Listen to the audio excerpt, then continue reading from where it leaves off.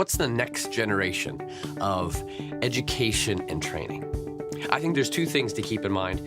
One is content curation and then immersive technology. The other day, my son came to me, he's about 2.5. He says he wants to watch trains. He loves trains. So my first initial just gut reaction is pull up my phone, say, sure, and I pull open the YouTube app, and I start to search for trains.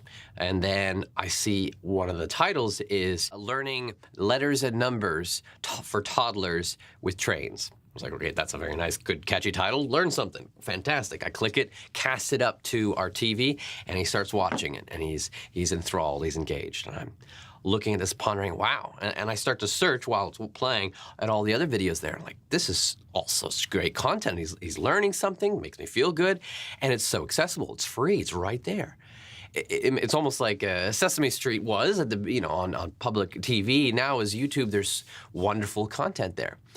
But at the same time, I'm starting to ponder and realize as I'm looking through this, and then the next video plays of this guy just talking in kind of like a Blue's Clues type of thing, but I'm like, who is this guy? And what is he talking about? It made me realize anybody can create a video. Anybody could put something up. How do I know it's good? How do I know it's good for him to watch? And that is where I realize we're in this age where there's a content abundance, and it's now more about content curation. I was actually interviewing a brilliant lady, Dr. Kelley Edmonds, who helps experts create training content and educational material. And we had this conversation about this. We're working on our next book. We were interviewing her, and she said, we're in a generation of content, and now it's all about curating the content. Because in this next generation, they need to understand what to believe and what not to believe.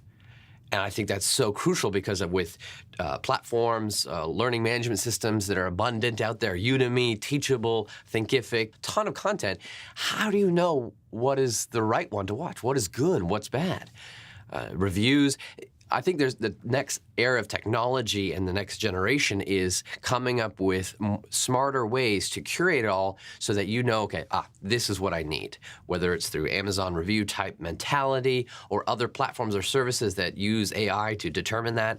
I think that's one crucial element is the content curation. Now, the second part is technology. Immersive technology. I love technology. I think it's fascinating.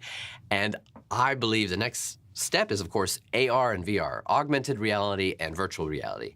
Augmented reality with the new iPhones and stuff, the built-in, where you can open your camera phone or have an app, and then you see this digital content on top of the physical world. And so I can imagine my son pulling open the phone and being able to interact with something, see something and learn about it, and see digital shapes, and it's pointing off saying this is what this shape is. Maybe even a little line says, and he can point at the world around him, and it teaches him, it talks to him. And then VR. I actually have a HTC Vive. I think it's fascinating to be able to put on the headset and be immersed in this world. And my son is watching me. He can't yet put it on because his eyes aren't far enough apart for the goggles. But that's the next step. I can imagine him putting this on and immersing himself in a world to really understand something that he wouldn't be able to get that same experience otherwise. There's a book, a popular book, and a movie coming out, Ready Player One, being directed by Steven Spielberg, written by Ernst Klein, I believe, which is about this dystopian-type future where everyone is in this virtual reality world. And it starts off with saying he grew up learning everything in virtual reality, an immersive world. Now, that's a little bit of a darker kind of future. I'd like to think of a brighter future using this technology where imagine being able to see reenactments of history, being able to dive into it and immerse themselves. I say, oh, all right, son, you better go, do your lesson on the Battle of Waterloo or the Battle of Alamo.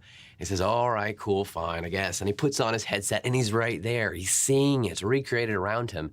And he can have a great understanding then, and an excitement, honestly, for the education and the training because he's immersed in it. It's not just words on a page. Not to say that reading will go away, but it's the combination of this technology with what we already have. I think that's the future. I'm curious what you think about this concept as I'm continuing interviewing different folks for our next book on creating educational and training videos. what's the best way. As far as the virtual reality, I interviewed another brilliant fellow, Lee Wazelenko. He's a VR developer. He built his own game called Endspace, but he's also a VR trainer. He's created a whole course on how to create VR games. Brilliant guy. If you want to create VR stuff, check out his course. But we were talking about this. Why isn't there more educational content in virtual reality, in VR?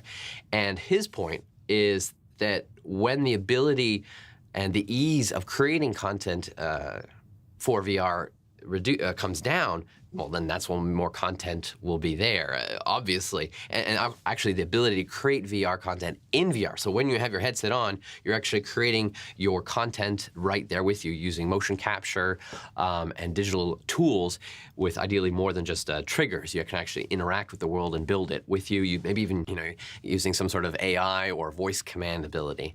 That's when VR content creation will become ubiquitous. It'll be everywhere. Another way to look at it is like when apps, the ability to create apps is radically reducing and becoming easier. I think Microsoft just published a new tool called Power Apps, where you can create an app for a smartphone just like you create PowerPoint slides.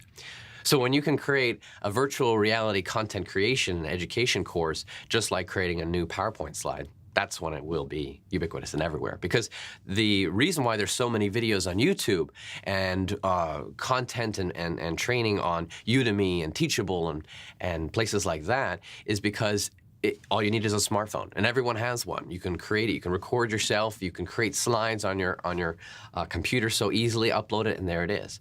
And then, of course, we come back to the content curation. But I think that's the future, the next generation of education and training is those two elements of content curation and immersive technology, AR and VR. I'd love to know what you think, though. Give me a shout as we're working on our next book. I'd like to interview you if you play a role in creating educational training content. You see where it could go. Give me a shout. I'm Alex with your local studio. Catch you guys next time. Bye.